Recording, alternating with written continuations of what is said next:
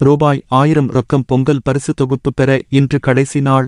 பொங்கலை முன்னிட்டு அனைத்து அரிசி குடும்ப அட்டைதாரர்கள் மற்றும் இலங்கை தமிழர் மறுவாழ்வு முகாம்களில் வசிக்கும் அனைவருக்கும் ரூபாய் 1000 ரொக்கத்துடன் பொங்கல் பரிசு தொகுப்பு வழங்கப்படுகிறது.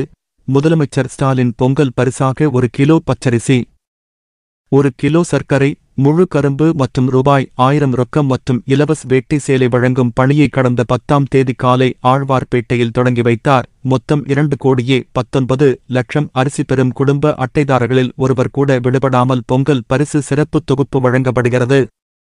டோக்கன் பெற்றவர்களுக்கு பொங்கல் பரிசு ரூபாய் 1000 ரொக்கம் 10ஆம் தேதி முதல் நேற்று வரை வழங்கப்பட்டது.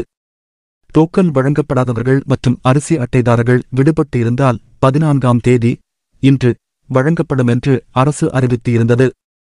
அவர்கள் ரூபாய் 1000 ரொக்கம் மற்றும் 1 கிலோ பச்சரிசி, சர்க்கரை, முழு கரும்பு ஆகியவற்றை இன்று காலை 8 மணி முதல் மாலை 5 மணி வரை ரேஷன் கடைகளுக்கு சென்று பெற்றுக்கொள்ளலாம்.